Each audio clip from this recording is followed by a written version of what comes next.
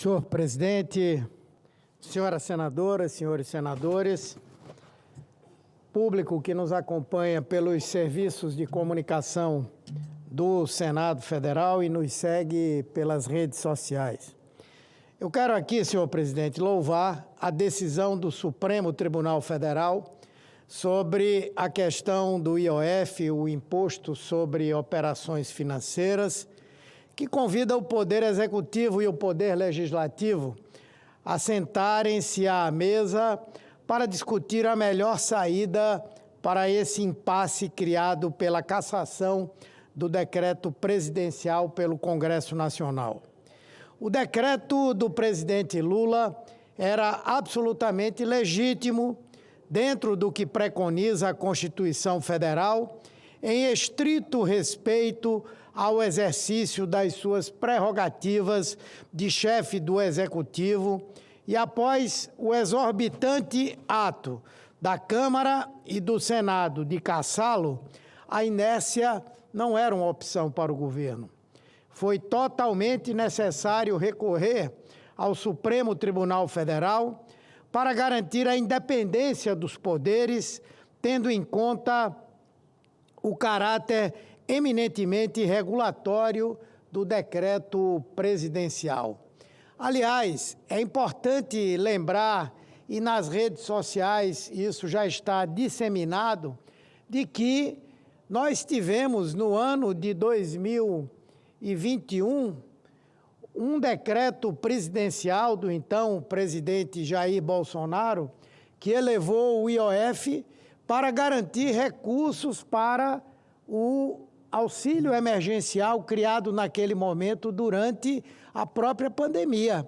E a declaração, inclusive, e o que estava escrito no decreto, dizia que o objetivo era arrecadar os recursos necessários para que o governo pudesse implementar aquela proposta. Então, já há, inclusive, antecedentes onde isso acontece e é considerado. Mas agora, senhor presidente, é preciso baixar as armas e dialogar. É importante que a decisão do Supremo Tribunal Federal seja recebida com ponderação e maturidade democrática, como uma expressão clara da necessidade de conciliação institucional.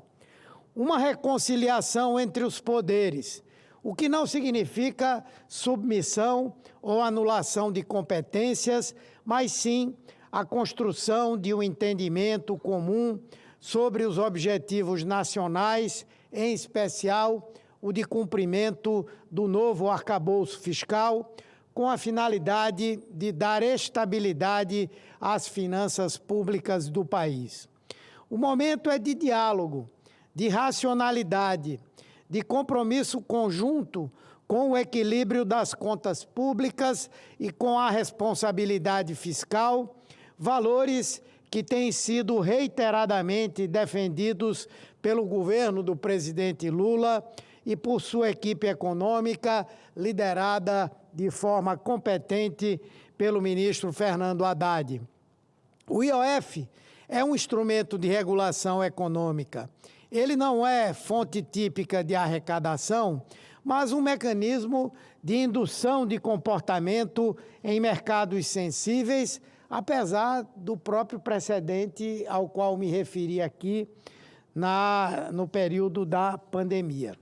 Portanto, sua regulação é sim matéria de política econômica e, como tal, exige agilidade, sintonia fina e responsabilidade técnica, todas características que, por sua natureza, devem estar sob a guarda do Poder Executivo.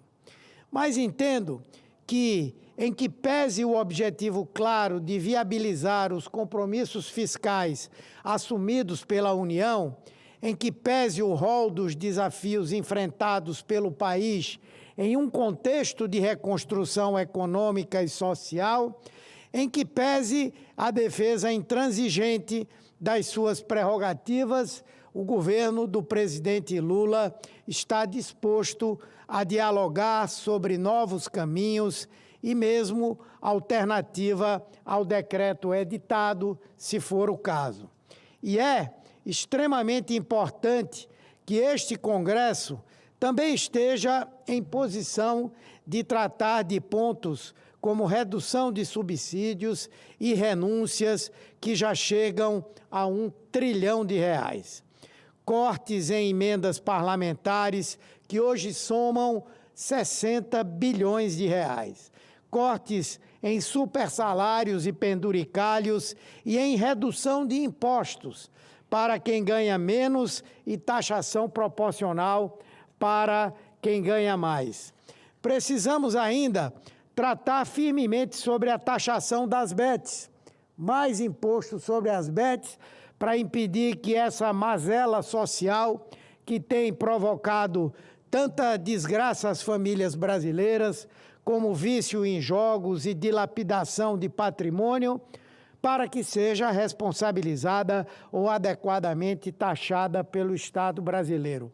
Portanto, há muitas saídas que podem ser o caminho para a construção de um entendimento que envolva empresários, poder legislativo, poder executivo e poder judiciário. Estamos vivendo um momento que exige maturidade institucional, compromisso com o país e a superação de antagonismos artificiais.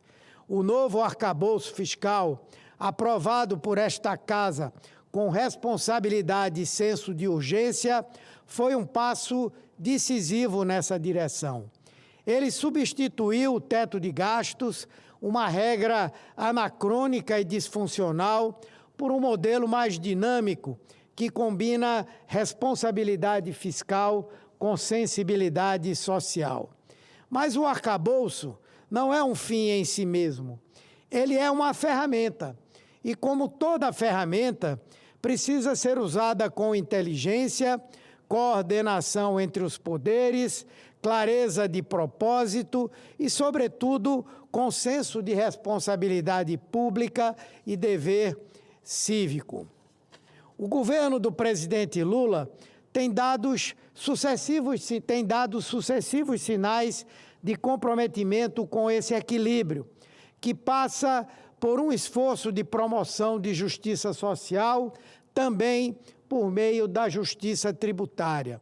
E por isso é tão importante que essa Casa vote e aprove o projeto que isenta do pagamento de imposto de renda quem ganha até R$ 5.000 e reduz a alíquota para quem ganha entre R$ 5.000 e R$ 7.000 e cuja compensação virá de uma alíquota progressiva de até 10% para quem ganha mais de R$ 50.000 por mês.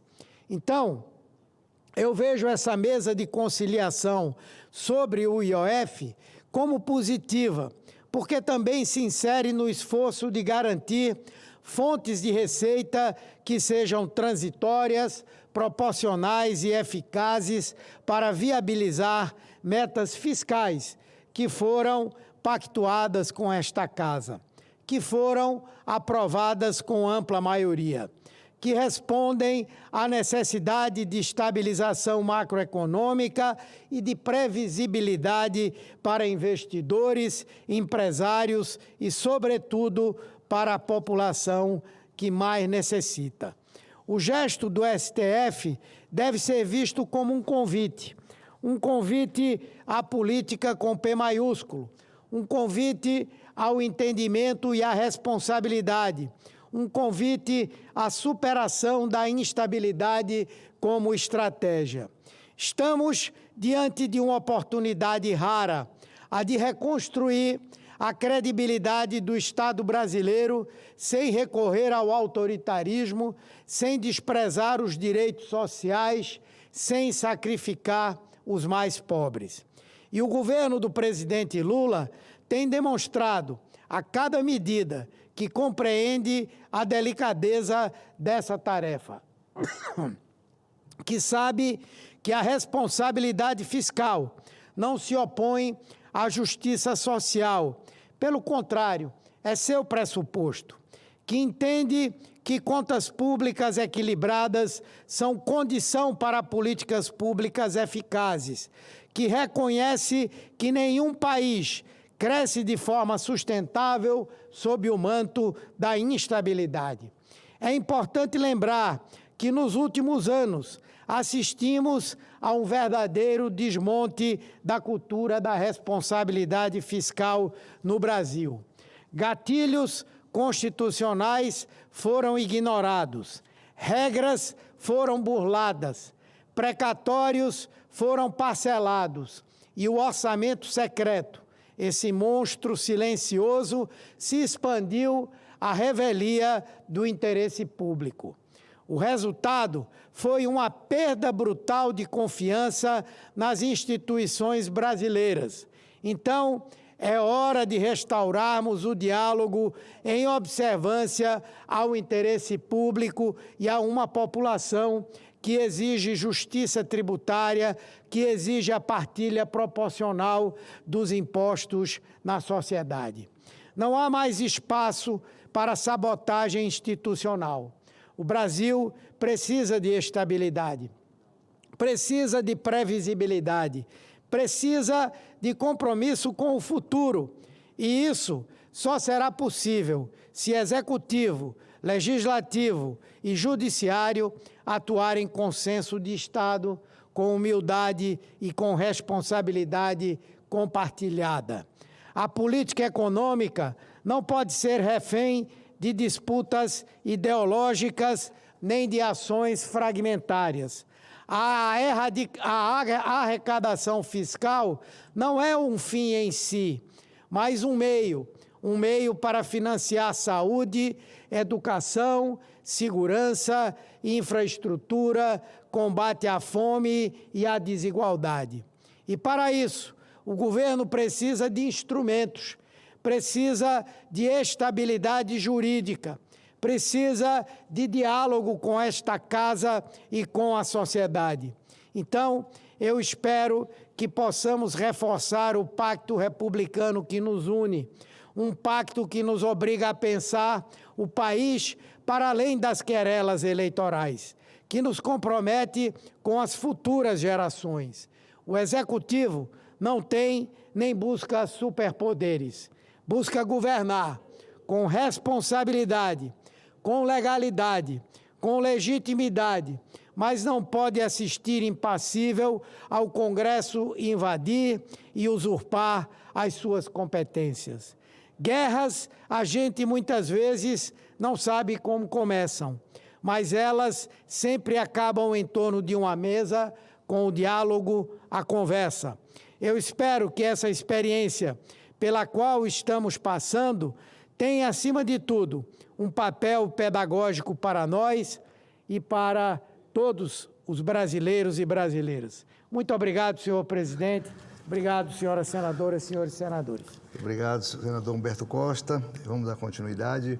Eu passo aqui a presidência para o senador Girão, enquanto eu faço o pronunciamento. O senador Humberto Costa tem um compromisso, ele vai se retirar.